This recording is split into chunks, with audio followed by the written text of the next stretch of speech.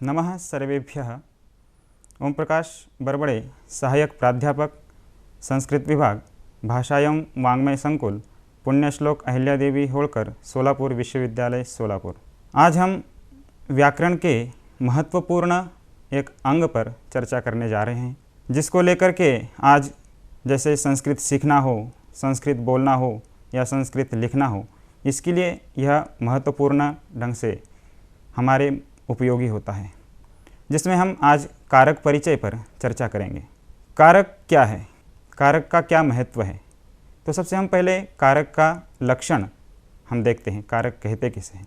तो परिभाषा के तौर पर महर्षि पाणिनि जी लिखते हैं, क्रियान्वयित्वम ही कारकत्वम।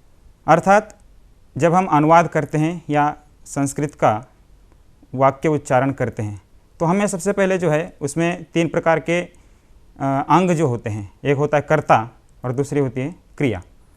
तो ये कारक जो है वो जो क्रिया को बनाता है या क्रिया को जो उत्पन्न करता है उसे कारक कहते हैं। ठीक है, क्रियान्वयित्वम ही कारकत्वम। तो अन्वयित्वम, अन्वयित्वम का अर्थ ही होता है बनाना। तो क्रिया को बनाना ही कारक कहलाता है। ठीक है, जैसे मैं उदाहरण के तौर पर आपको समझाऊं तो यहाँ पर जैसे हम एक वाक्य लेते हैं, रामः भोजनम करोति अथवा रामः भोजनम खादति। तो यहाँ पर कर्ता क्या है, राम है। तो राम क्या कर रहा है, खादति, खा रहा है। तो ये जो खादति है यह क्रिया है। जब तक क्रिया नहीं होगी तब तक कारक नहीं बनेगा, इसलिए कह रहे हैं क्रियान्वयित्वम ही कारकत्वम। अब तत्पश्चात जब कारक का हमें लक्षण पता लग गया है कि क्रिया को जो बनाए वह कारक होता है, तो ये कारक के कुछ भेद होते हैं। ठीक है, जैसे कारक के भेद है, कर्ता कर्म च करणम संप्रदानम तथैव च अपादानादिकरणम मिथ्याहु कारकाणि षट्। तो यहाँ पर इस श्लोक के रूप में ग्रहित किया गया है। तो कितने प्रकार के कारक हैं, तो 6 प्रकार के कारक बताए गए हैं। ठीक है, जिसमें सबसे पहला है कर्ता कारक, द्वितीय कर्म कारक, तीसरा करण कारक, चौथा संप्रदान कारक, पांचवा अपादान कारक और छठा है अधिकरण कारक। ठीक है, इसमें एक षष्ठी विभक्ति छूट गई है, जिसके विषय में हम कुछ समय पश्चात चर्चा करेंगे कि वह कारक क्यों नहीं कहलाता है। तो सबसे पहले हम लेते हैं कर्ता कारक। यदि हम एक प्रकार से देखें कि 6 कारक का यदि उपयोग करना हो हमें एक वाक्य में तो भी संभव है। जैसे उदाहरण के तौर पर हो सकता है कि दशरथस्य पुत्रः रामः दंडेन श्यामाय वृक्षात् उद्याने फलम त्रोटयति। तो यहाँ पर ध्यान से देखें, क्रिया देखो किस प्रकार से बन रही है। तो सबसे पहले है दशरथस्य पुत्रः। यहाँ पर जो है संबंध है, संबंध किस प्रकार से कि दशरथ का पुत्र। ठीक है, तो पिता पुत्र का संबंध है यहाँ पर। तो यह तो कारक नहीं होगा, क्योंकि षष्ठी विभक्ति कारक नहीं होती। तो दशरथस्य पुत्रः, अब है रामः। तो राम कौन है, कर्ता है। ठीक है, पहला कारक हमारा कर्ता कारक। ठीक है, रामः दंडेन। ठीक है, यहाँ पर क्या है, तीसरा कारक देखें तो करण कारक। तो दंडेन में जो है वो करण कारक है, श्यामाय संप्रदान कारक है। ठीक है, वृक्षात अपादान कारक और उद्याने अधिकरण कारक है और फलम आपका कर्म कारक। तो इस प्रकार से जो है इस वाक्य में हमने 6 के 6 कारक का उपयोग किया है, प्रयोग किया है। तो दशरथस्य पुत्रः रामः दंडेन श्यामाय वृक्षात उद्याने फलम त्रोटयति। क्या अर्थ होगा इसका कि दशरथ का पुत्र राम दंडे के द्वारा श्यामाय श्याम के लिए, वृक्षात वृक्ष से, उद्यान में फलम त्रोटयति फल को तोड़ रहा है। ठीक है, तो इस प्रकार से 6 के 6 कारकों का प्रयोग हमने एक वाक्य में देखा है। अब हम एक प्रकार से एक क्रम से एक एक कारक को लेते हैं। तो सबसे पहला है कर्ता कारक। कर्ता कारक कहते किसे हैं, तो पाणिनीय व्याकरण के अनुसार देखें तो सूत्र है स्वतंत्रः कर्ता, जो क्रिया को करने में स्वतंत्र होता है। ठीक है, जो क्रिया को करने में स्वतंत्र होता है वह कर्ता कहलाता है। ठीक है, जैसे उदाहरण के तौर पर देखें, रामः पठति। तो यहाँ पर पढ़ने की क्रिया कौन कर रहा है, राम कर रहा है। तो राम पढ़ने की क्रिया करने में स्वतंत्र है, इसलिए जो है यहाँ पर राम जो है वो कर्ता कारक कहलाता है। इसी प्रकार के अन्य उदाहरण भी आप देख सकते हैं कि श्यामः भोजनम करोति। तो यहाँ पर भोजन करने की क्रिया कौन कर रहा है? श्याम कर रहा है। तो श्याम क्या है? यहाँ पर स्वतंत्र है खाने की क्रिया में। तो खाने की क्रिया जो श्याम कर रहा है वह स्वतंत्र होने से श्याम जो है वो कर्ता कारक कहलाता है। अब बात करते हैं कि जब हमें कर्ता कारक पता लग गया है कि जो क्रिया को करने में स्वतंत्र होता है, अब कर्ता में कौन सी विभक्ति होती है? तो उसके लिए सूत्र है प्रातिपदिकार्थ लिंग परिमाण वचन मात्रे प्रथमा। ठीक है, तो इस सूत्र से जो है वो कर्ता कारक में प्रथमा विभक्ति होती है। तो हमने सामान्य रूप से कर्ता कारक को हमने समझ लिया कि जो क्रिया को करने में स्वतंत्र हो और उसमें जो है प्रथमा विभक्ति हो जाती है। उदाहरण के तौर पे हमने देख लिया रामः पठति। ठीक है, स्पष्ट है। आगे चलते हैं। दूसरा कारक हमारा कर्म कारक। तो कर्म कारक के लिए देखें तो कर्म कहते हैं जैसे कर्ता जो है क्रिया के द्वारा जिसको चाहता है। ठीक है, उस सूत्र के तौर पर हम देखें तो कर्तु रिप्सिततमम कर्म। अब इस सूत्र का अर्थ देखें तो स्पष्ट हो जाएगा कि कर्ता इप्सिततमम, इप्सिततमम का अर्थ होता है सबसे अधिक जिसको चाहता है। ठीक है, तो वह क्या कहलाता है? कर्म कहलाता है। तो यहाँ पर कर्ता क्रिया के द्वारा जिसको सबसे अधिक चाहता है वह कर्म कहलाता है। ठीक है, तो उदाहरण के तौर पे समझे तो यजदत्तः फलम खादति। अब यहाँ पर कर्ता कौन है? यजदत्त। क्रिया क्या है? खादति। और कर्म क्या है? फल है। अब देखो सूत्र क्या कह रहा है कि कर्तुहु, कर्ता। ठीक है, क्रिया के द्वारा जिसको चाह रहा है। तो यजदत्त कर्ता है और खाने की क्रिया है। तो यहाँ पर प्रश्न के तौर पर समझते हैं कि यजदत्त खाने की क्रिया कर रहा है। ठीक है, किसको चाह रहा है खाने की क्रिया करते हुए? फल को। यदि फल नहीं होगा तो खा नहीं पाएगा। ठीक है, तो इसलिए सबसे अधिक चाहा हुआ यहाँ पर क्या है? फल है। तो इसलिए जो है फल जो है वो कर्म कहलाता है और कर्म में द्वितीया विभक्ति हो जाती है। सूत्र है कर्मणि द्वितीया। ठीक है, कर्म में द्वितीया विभक्ति होती है। स्पष्ट हो गया? कर्ता क्रिया के द्वारा जिसको सबसे अधिक चाहता है। ठीक है, तो जैसे दूसरा उदाहरण है देवः ग्रामम गच्छति। देव गांव जाता है। तो देव जो है वह जाने की क्रिया कर रहा है। ठीक है, किसको लक्षित करके, किसको चाह करके? तो यहाँ पर जो है देव गांव जाने की क्रिया को, गांव जाने को जो है सबसे चाहा हुआ है। ठीक है, उसका उद्देश्य क्या है? लक्ष्य क्या है? तो गांव जाना है। इसलिए जो है वो गांव कर्म कारक कहलाता है और कर्म में द्वितीय विभक्ति हो जाती है। ठीक है, तो यह हो गया सूत्र आपका कर्तु रिप्सिततम कर्म कर्मणि द्वितीया। आगे चलते हैं। तीसरा है करण कारक। इसमें भी जो है तृतीय विभक्ति होती है करण कारक में वैसे तो इसको हम समझते हैं। करण कहते किसे हैं? करण कहते हैं साधन को। ठीक है, साधकतमम करणम। क्रिया को करने में जो सबसे अधिक सहायक हो वह क्या कहलाता है? करण कारक कहलाता है। जैसे सूत्र कह रहा है साधकतमम, यहाँ पर तम प्रत्यय है। ठीक है, तो तम प्रत्यय जो है वो छाटने में होता है, जिसको सबसे अधिक चाह रहे हैं। ठीक है, तो यहाँ पर जो है क्रिया को करने में जो सबसे अधिक सहायक हो। कर्म में हमने क्या पढ़ा था? कर्ता क्रिया के द्वारा जिसको ज़्यादा चाह रहा है तो वह कर्म होता है। कर्तु इप्सिततमम कर्म। यहाँ पर क्या है? साधकतमम करणम। साधक शब्द का अर्थ लिया है। ठीक है, करण का अर्थ होता है साधन। तो क्रिया को करने में जो सबसे अधिक सहायक हो, किसका? कर्ता का। ठीक है, तो अर्थ ये बनेगा कि कर्ता का क्रिया के द्वारा या क्रिया को करने के लिए सबसे अधिक जो सहायक हो वह आपका करण कारक कहलाता है। जैसे उदाहरण से हम समझते हैं देवः दंडेन क्रीडति। ठीक है, अब देव जो है वो खेल रहा है, खेलने की क्रिया कर रहा है। ठीक है, देव खेलने की क्रिया कर रहा है। अब खेलने की क्रिया कर रहा है तो उसमें सहायक क्या है? दंडा है। ठीक है, जैसे हॉकी आदि खेल रहा हो या डंडे से बॉल को मार रहा हो आदि जो भी है क्रीड़ा। तो यहाँ पर जो है वो जो क्रीड़ा कर रहा है वह क्रीड़ा करने में सबसे अधिक सहायक कौन है? दंडा है।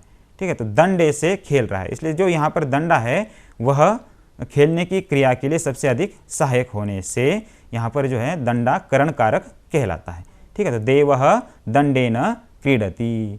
तो यहाँ पर कर्ता क्या है? देव है और क्रिया क्या है? क्रीडति, और करण आपका दंडेन हो गया। इसी प्रकार से और भी अर्थ ले सकते हैं। बालकः हस्तेन मोदकम खादति। ठीक है, बालक हाथ से लड्डू को खाता है। तो यहाँ पर देखो कर्म भी आ गया आपका, करण भी आ गया, कर्ता भी आ गया। तो देव है या बालक जो भी है, तो बालक जो है वो कर्ता है।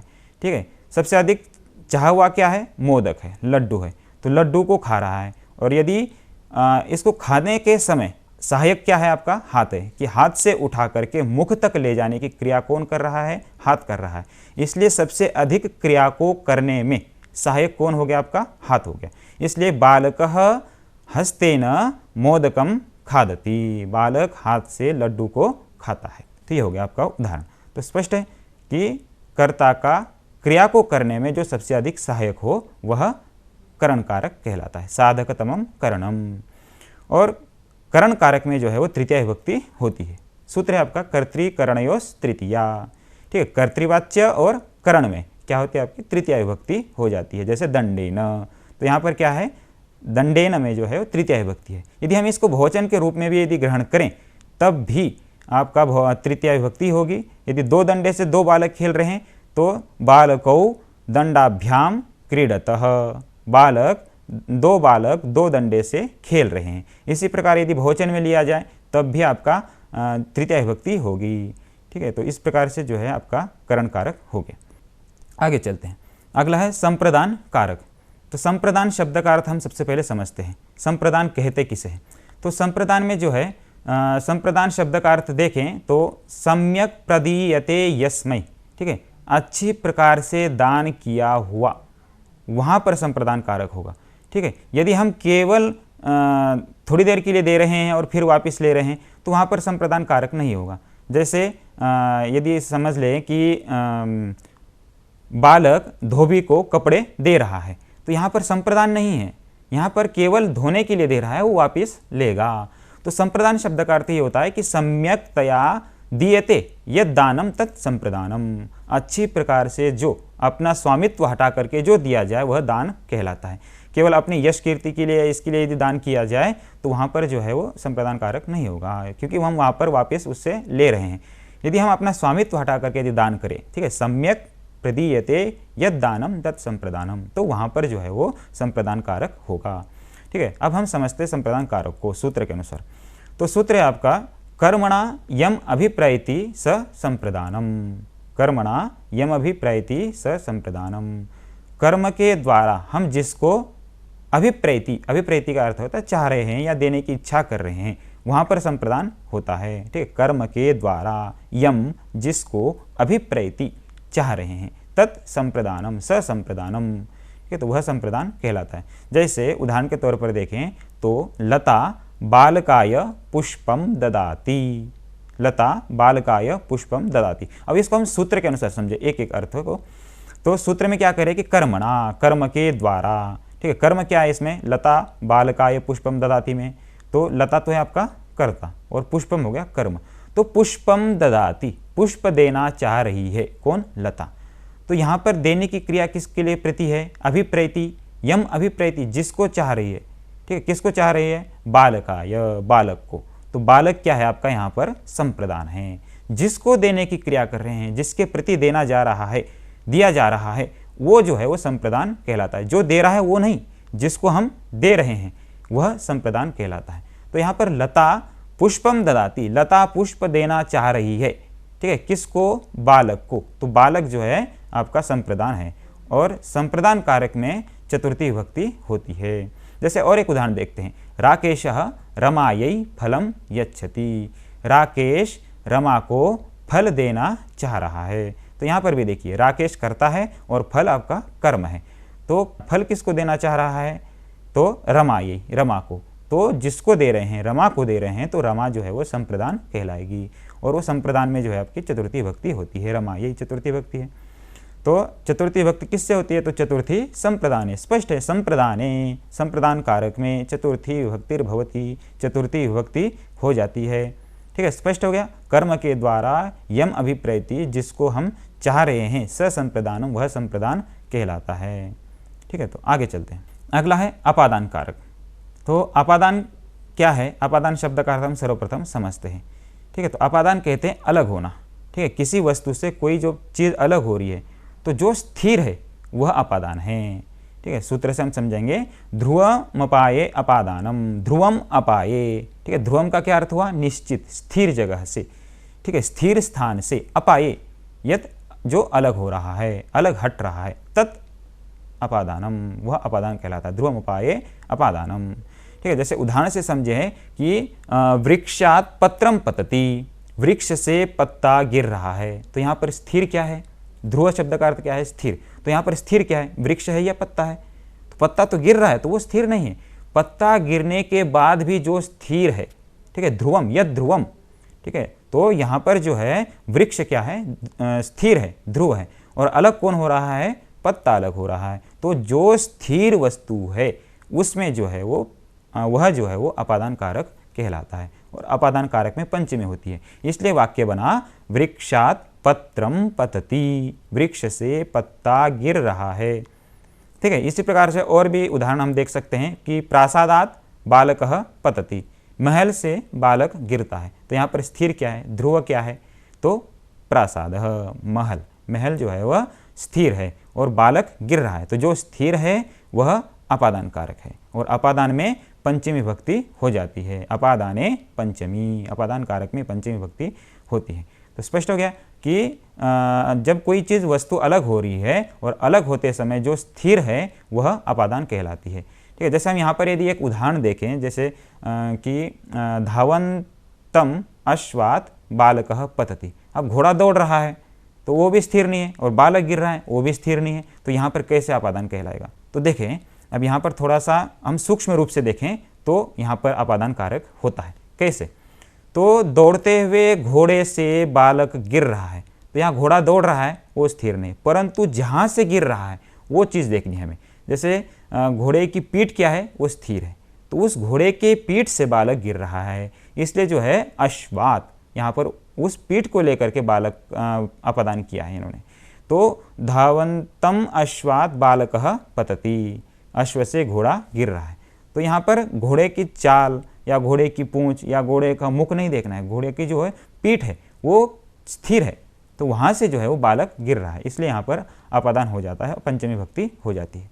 तो स्पष्ट हो गया अपादान कारक जो है ध्रुवम उपाय अपादानम, स्थिर वस्तु से यत अपाये, जो अलग हो रहा है, तत् अपादानम, वह अपादान कारक कहलाता है। और अपादान में पंचमी विभक्ति हो जाती है।